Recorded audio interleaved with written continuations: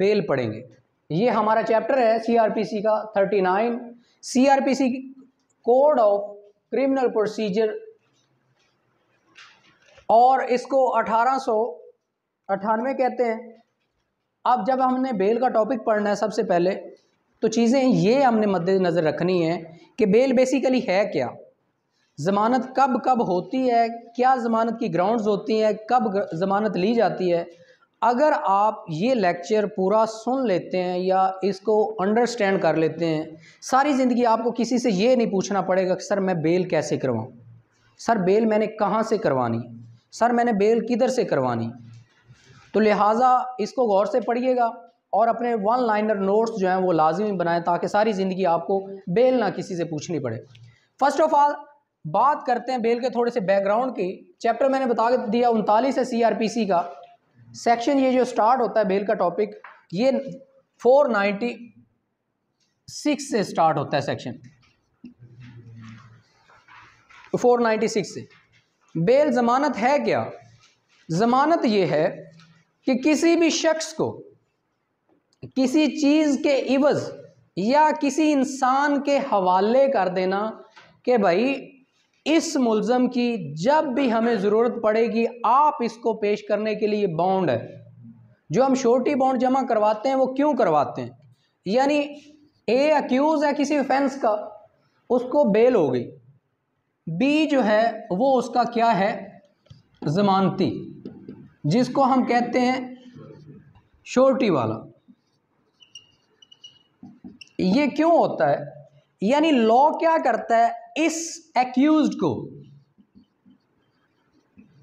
किसके स्पुरद कर देता है, इस बी जो श्योरिटी वाला होता है इसके स्पुरद जो ग्रंटर होता है कि भाई ये एक्यूज्ड है फलां ऑफेंस का, इसको बेल ग्रांट की जा रही है, लॉ करता है इसके हवाले, इसको बेल ग्रांट की जा रही है, लेकिन आपकी श्योरिटी पर, आपकी गारंटी पर कि इसकी जिस भी इन्वेस्टिगेशन में ज़रूरत होगी, जहाँ भी प्रोसीडिंग में इसकी ज़रूरत होगी, एविडेंस में जहाँ भी ज़रूरत होगी, आप इसको पेश करेंगे। इस वजह से जब भी कभी बेल होती है, पोस्ट अरेस्ट हो, प्री अरेस्ट हो या उसके अलावा ज़मानत हो, वो क्या कहते हैं उसको, प्रोटेक्टिव बेल हो, तो क्या होता है एक ना एक बंदा, प्रोटेक्टिव में चल के नहीं होते बेसिकली, बाकी सारियों में श्योरिटी बॉन्ड देने होते हैं। अब सारा बर्डन इस पर आ जाता है कि अगर मुल्ज़म नहीं आता तो अदालत इसको पकड़ती है, लेकिन नॉर्मली ऐसी प्रैक्टिस नहीं होती, मुल्ज़म अपना केस खुद ही फेस करता है। लेकिन आपको एक कंसेप्ट दे रहा हूँ कि बेल का बेसिकली कंसेप्ट क्या है, एक अक्यूज्ड को इस बंदे के हवाले करके इसकी जिम्मेदारी लेने के बाद छोड़ा जाता है कि ये जो ग्रंटर है, ये जो ज़मानती है, ये बाउंड होता है जब जब उसकी ज़रूरत हो मुल्ज़म को, वो अदालत में उसको पेश करे। ठीक है। अब ज़मानत की types of bail, types of bail, bail कितनी किस्म की हैं। पहली प्री अरेस्ट,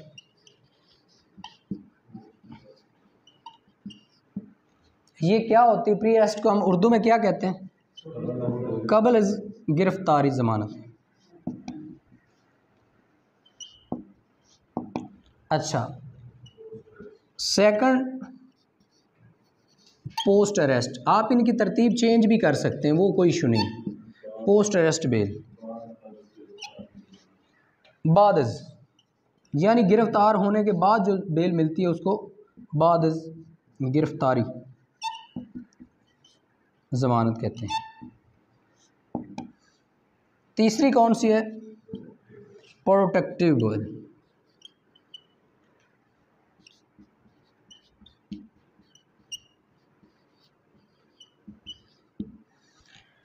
यानी इसको क्या कहते हैं, हिफाजती ज़मानत।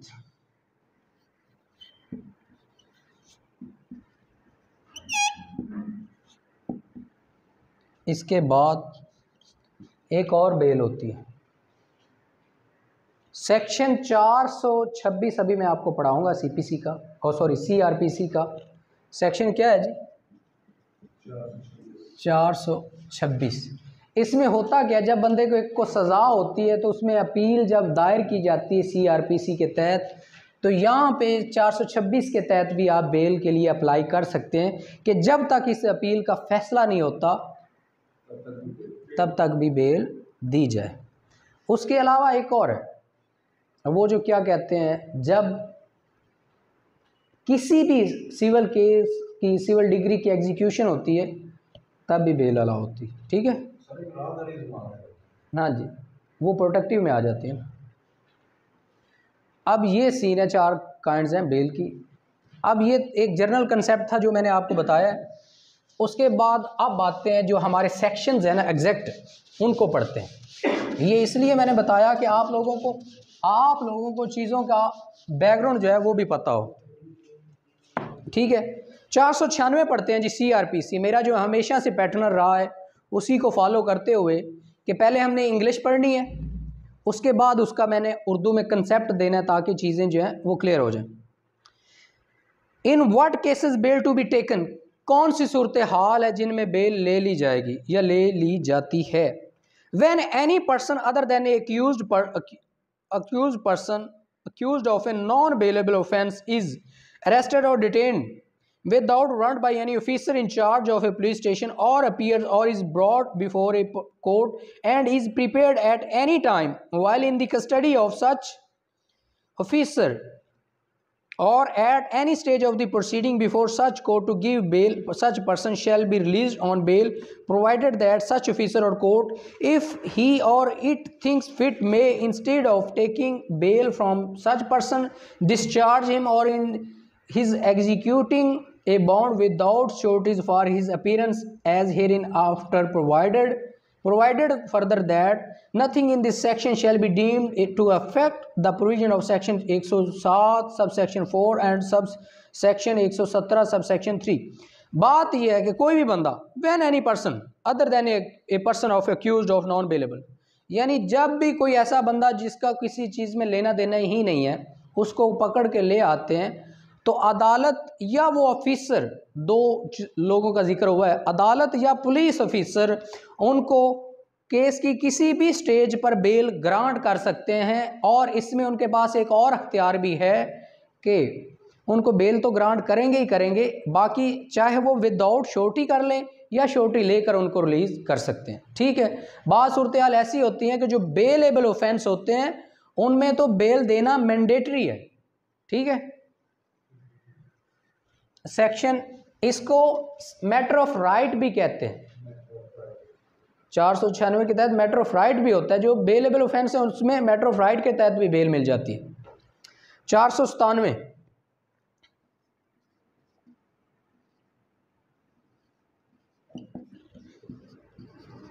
Post arrest bell.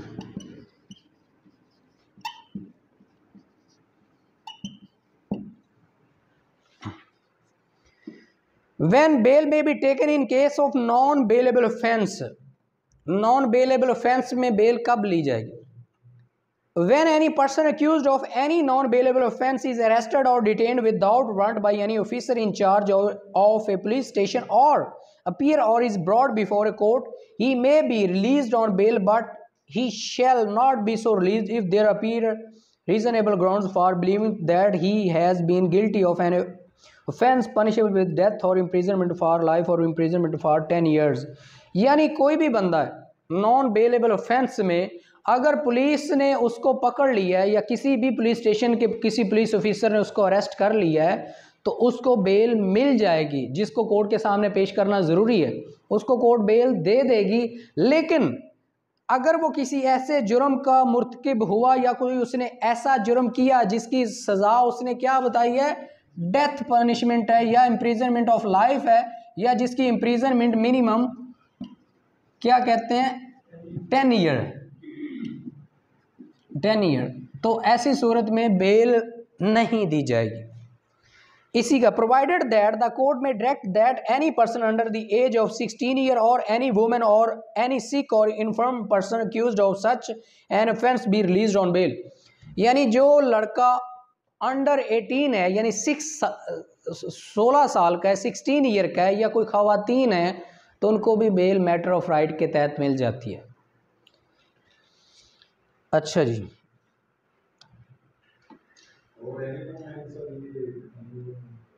Any women, किसी भी एज की कोई खातून है, खातून को खातून के बेस पर ही बेल मिल जाती है। हाँ, कुछ भी हो। उसके बाद है जी, इसी के फर्दर बनाए हुए हैं, लेकिन हम इसका पढ़ते हैं 497 का 2 पढ़ते हैं। पहले 1 पढ़ा, अब 2 पढ़ते हैं। If it appear to such officer or court at any stage of the investigation, inquiry or trial as the case may be, that there are not reasonable ground for believing that the accused has committed a non-bailable offence, but that there are sufficient ground for further inquiry, इसको underline कर लें, further inquiry को, further inquiry into his guilt, the accused shall pending such inquiry be released on bail or at the discretion of such officer or court on the execution by him of a bond without surety for his appearance as herein before after provided। बात इसमें यह करता है कि अगर किसी case में जिसमें किसी बंदे ने कोई नॉन बेलेबल ऑफेंस का क्राइम कमिट किया हो और उसका जब ट्रायल हो रहा हो या इंक्वायरी हो रही हो, इन्वेस्टिगेशन हो रही हो, 37 का सब सेक्शन क्या है, ये 1 है, उसके बाद 2 है। 2 बेसिकली है क्या, फर्दर इंक्वायरी, यानी किसी भी मैटर में अगर थोड़ा सा भी लुकूना या कोई लूप होल नज़र आ गया पोस्ट रेस्ट बेल में और मैटर चला गया जी फर्दर इंक्वायरी, यानी अभी इसमें तहकीक तलब मामलात रहते हैं, तो फर्दर इंक्वायरी के बेस पर अक्सर हम बेल ले लेते हैं। अगर किसी ने कोई फौजदारी मैटर किया हो तो वो इस चीज़ को समझता है कि अक्सर औक़ात हम कहते हैं कि माय लॉर्ड ये केस ही फर्दर इंक्वायरी का, इसमें ये चीज़ भी क्लियरली वाजे नहीं है, FIR में ये मैटर भी क्लियरली वाजे नहीं है, ये भी वाजे नहीं है, लिहाजा केस जो है ना फर्दर इंक्वायरी का है, लिहाजा मेरे मुल्ज़िम को आप ज़्यादा देर बंद रखना जो है वो नाकाबिले इंसाफ है, इंसाफ के काबिल नहीं है, इसलिए फर्दर इंक्वायरी पर अक्सर बेलें होती हैं। 3 पढ़ते हैं जी इसी का। An officer of a court is releasing any person on bail under subsection 1 or subsection 2 shall record in writing his or its reason for so doing, यानी जिसने सब सेक्शन 2 के तहत कोई बेल देनी है फर्दर इंक्वायरी के matter में, according to section 497 sub section 3 के मुताबिक वो उस बेल देने की रीज़न लिखेगा ऑर्डर में कि किस रीज़न पर, किस वजह पर वो बेल ग्रांट कर रहा है। ठीक है, नंबर 4 पढ़ते हैं इसी का। If at any time after the conclusion of the trial of a person accused of a non-bailable offence and before judgment is delivered, the court is of the opinion that there are reasonable grounds for believing that the accused is not guilty of any such offence, it shall release the accused if he is in custody of the execution by him of a bond without surety for his appearance to hear judgment delivered। यानी कोई भी बंदा case की किसी भी stage पर, trial की किसी भी स्टेज पर अगर अदालत को ये मालूम हो जाता है कि ये बंदा जो है नॉन गिल्टी प्रूव हो गया है, अभी जजमेंट चाहे नहीं सुनाई गई तो जजमेंट सुनाने से पहले भी उसको ऑन बेल छोड़ा जा सकता है। ठीक है, अगर साबित हो जाए कि ये बंदा नॉन गिल्टी है।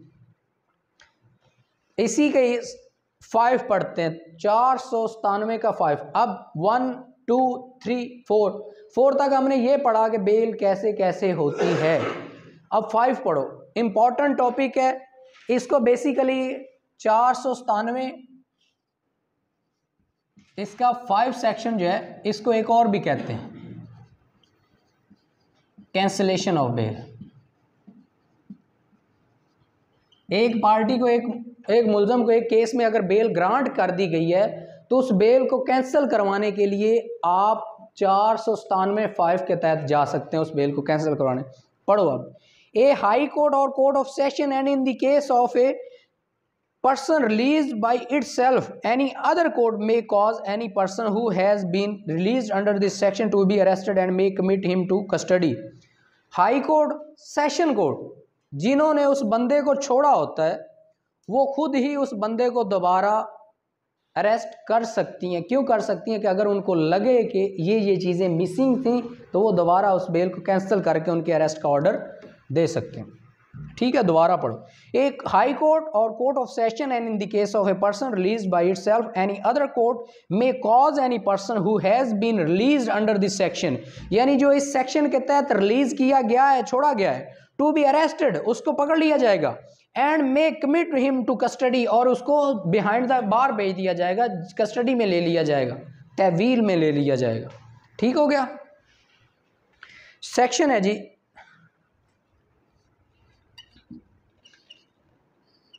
498, इसको कहते हैं प्री अरेस्ट बेल।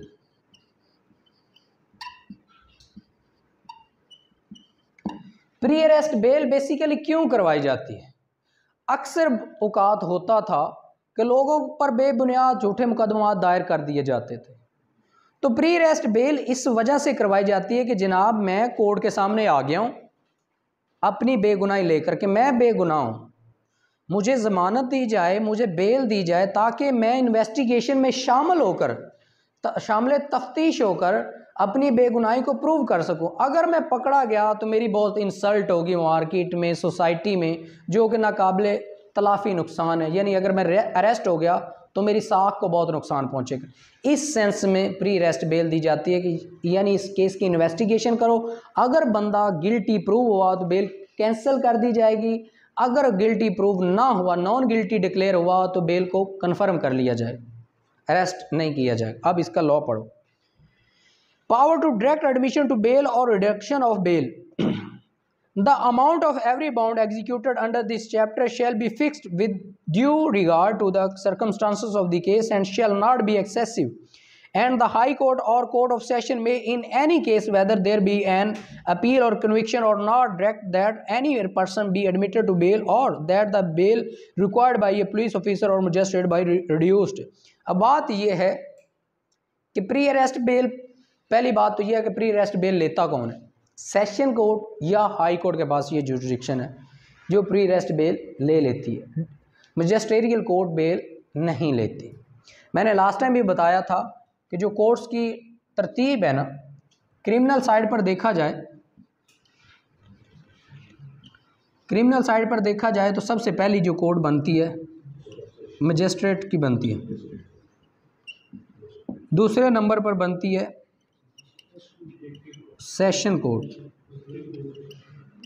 तीसरे नंबर पर हाई कोर्ट, चौथे नंबर पर सुप्रीम कोर्ट। अब यहाँ पे क्या है, सिविल मैटर में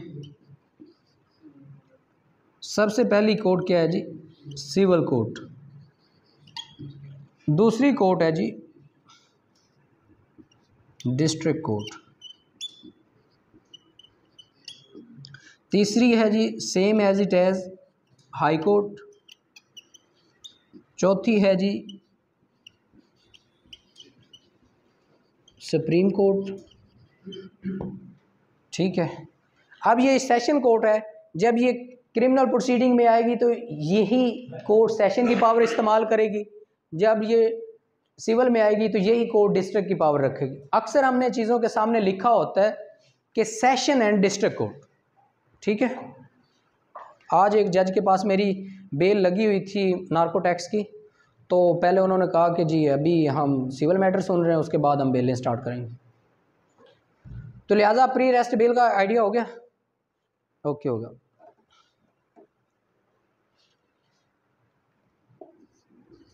section 498A, no bail to be granted to a person not in custody court और against whom no case is registered. पहले होता ये था, ये अमेंडमेंट करने की ज़रूरत क्यों पड़ी? ये कंसेप्ट सुनो, तैमूर इधर गौर करो। होता ये था कि अक्सर लोग सियासी बेस पर विक्टिमाइज किए जाते थे। ऐसे ही कोई इधर सियासतदान है लाहौर का, तो उसके खिलाफ इस्लामाबाद में इधर इधर FIRs करवा दी जाती थी।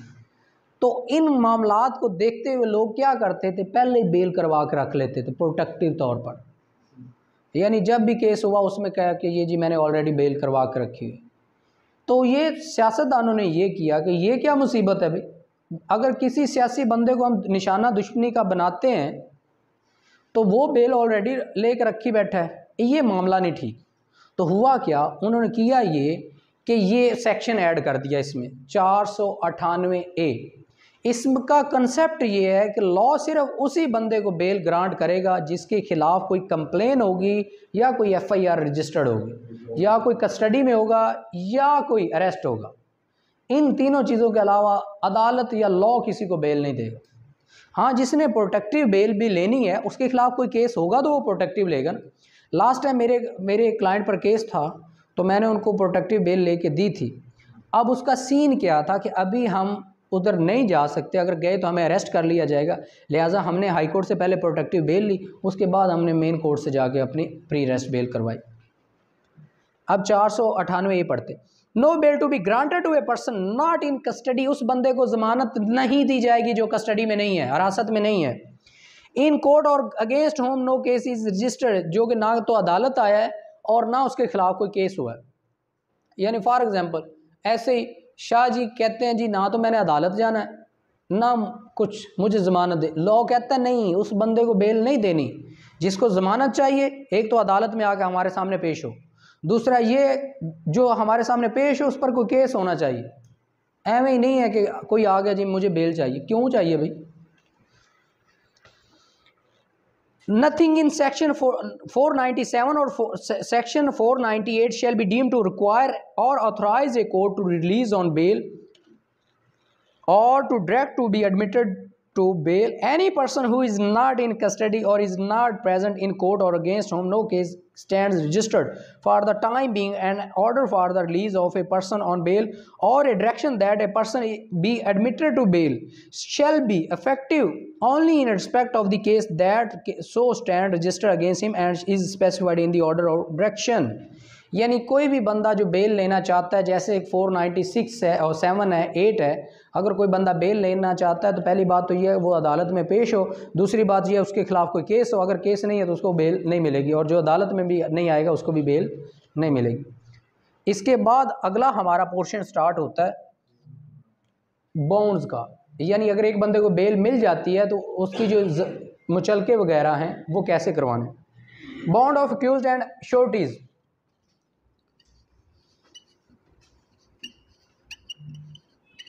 bond of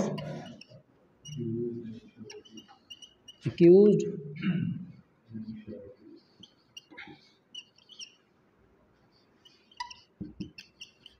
sureties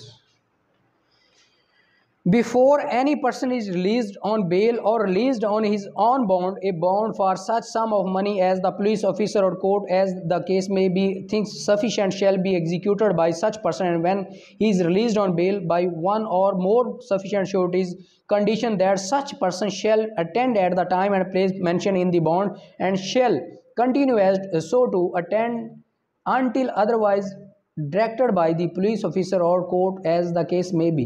If the case so requires, the bond shall also bind the person released on bail to appear when called upon at the High Court, Court of Session or other court to answer the charge। यानी बात यह है कि कोई भी बंदा जिसको छोड़ा जाएगा उसके मुतल्लिक वो बेल बॉन्ड जमा करवाएगा या श्योरिटी जमा करवाएगा, और दूसरा ये है उतनी श्योरिटी जमा करवाएगा जितनी कोर्ट सफिशेंट तसव्वुर करेगी। अगर अदालत समझती है 50,000 का मुचलका होना चाहिए तो 50,000 का हो जाएगा, लाख का समझती है तो लाख का होना चाहिए, अगर 20 लाख का समझती है तो 20 लाख का श्योरिटी बॉन्ड होना चाहिए। वो अदालत पर है, लॉ पर है, उस ऑफिसर पर है, ठीक है। अब सारी बेलें सारे मामलात जो हैं वो क्या करता है, कोर्ट्स करती हैं। 7 ऑफिसर्स का जिक्र क्यों है, जब इनिशियल डेज थे लॉ के तब बेलें वगैरह पुलिस वाले भी ले लेते थे, बंदे को छोड़ देते थे, ठीक है। और इसका इसी के सेकंड सेक्शन जो है वो ये कहता है कि जो बेल पर रिहा हो रहा है उसकी जब भी किसी भी केस में किसी भी स्टेज पर इन्वेस्टिगेशन किसी मतलब उसी जिसमें उसने बेल करवाई है, जब भी उसकी इन्वेस्टिगेशन में ज़रूरत पड़ेगी तो उसको पेश किया जाएगा, वो हाजिर होगा, चाहे हाई कोर्ट बुलाया जाए, चाहे सेशन या किसी और कोर्ट में बुलाया जाए। 500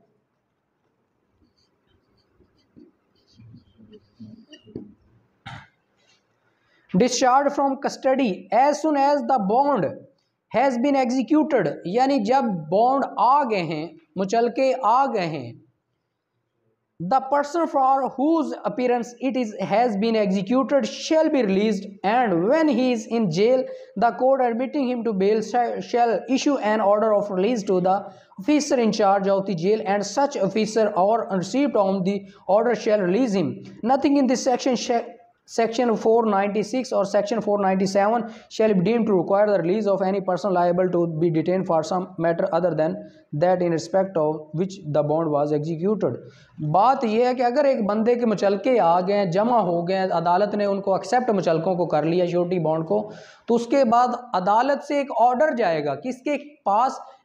जेल इंचार्ज के पास, जिसको सुप्रीडेंट जेल भी कहते हैं, कि फ़लाँ मुकदमे में फ़लाँ नाम का, फ़लाँ रैश का, फ़लाँ ज़ात का बंदा इस मुकदमे में इन्वॉल्व है, फ़लाँ उस पर क्राइम है, तो उसको इसकी इस मुकदमे में ज़मानत होगी, ये रोबकार आपके पास है। वो जो ऑर्डर होता है वो बेसिकली रोबकार की फॉर्म में जाता है, तो रोबकार जाती है तो उस बंदे को छोड़ दिया जाता है। 501 सेक्शन है जी, 501 CRPC। Power to order sufficient bail when that person taken in insufficient, if through mistake, fraud or otherwise insufficient sureties have been accepted, or if they afterward become insufficient, the court may issue a warrant of arrest directing that the person released on bail be brought before it, and may order him to be find sufficient sureties, and on his failing so to do may commit him to jail।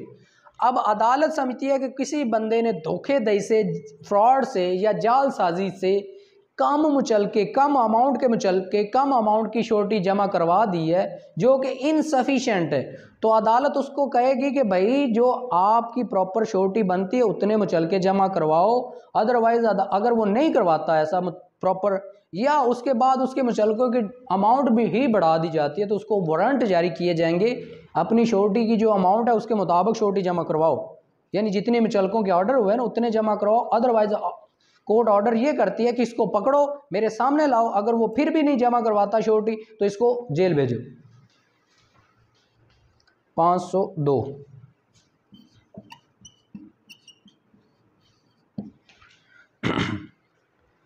Discharge of sureties. All or any sureties for the attendance and appearance of a person released on bail may at an time apply to a magistrate to discharge the bond other wholly or so far as relates to the applicants.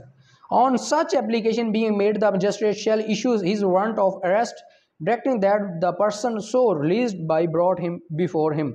On the appearance of such person pursuant to the warrant or his voluntary surrender, the magistrate shall direct the bond to be discharged either wholly or so far as relates to the applicants, and shall call upon such person to find other sufficient surety, and if the fails to do so may be commit him to custody।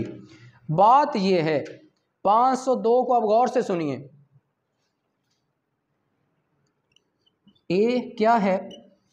Accused है किसी मुल्ज़म का, B है उसका surety वाला या जामन। B क्या है? ए का जामन है, ए बी ने मचल के अपने नाम के दिए, बे बार आ गया, ए जो है वो रिलीज़ हो गया ऑन बे।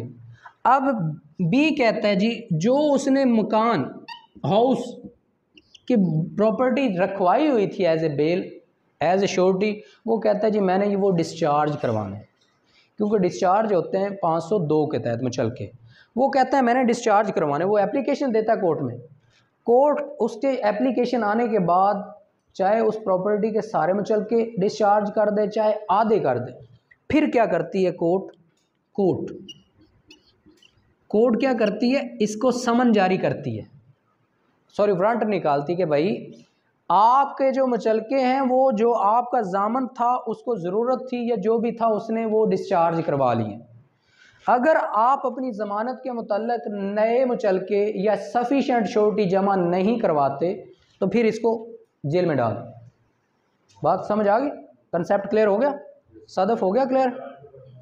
एक बंदा जामन लेता है किसी को, जामन कहता है जी फॉर एग्ज़ाम्पल ये एक प्रॉपर्टी है, ये एक हाउस है, मैंने किसी के नाम पर इसकी डॉक्यूमेंट जो है ना एज ए श्योरिटी बॉन्ड जमा करवा दिए, मैंने जब जमा करवाया, मैंने अब उसको सेल करना है, तो मैंने उसको रिलीज़ करवाया 502 के तहत, उस श्योरिटी को डिस्चार्ज करवाया। डिस्चार्ज करवाने के बाद अब जो ये अक्यूज्ड है ना, इसका मैटर अभी जूं का तूं चल रहा है। अदालत कहती है जब तक मैटर तेरा ख़त्म नहीं होता, इस बंदे ने ये जो तेरा जामन था, इसने अपनी जो प्रॉपर्टी थी, जो श्योरिटी दी थी, वो वापस ले ली। अब तू भाई अपने लिए नया जामन ढूंढ, अगर तू नया जामन नहीं लाएगा तो जेल में चल। ठीक है, ये जी था हमारा चैप्टर 39 जो बेल का चैप्टर था। इसमें हमने पढ़ा है post arrest, pre arrest, bail cancel कैसे होती है, किन सूरतों में बेल नहीं दी जाती, उसके बाद श्योरिटी बॉन्ड जो है कैसे डिस्चार्ज करवाते हैं। और मैं उम्मीद करता हूं कि अगर आप इसको तवज्जो से जिस तरह सुना है, सारे को जिस तरह आपने नोट किया, तो मेरा नहीं ख्याल कि इसके बाद आपको कभी ज़मानत का भी किसी से पूछना पड़ेगा कि प्री अरेस्ट बेल कहाँ से करवानी है। ठीक है, ओके कर इसको।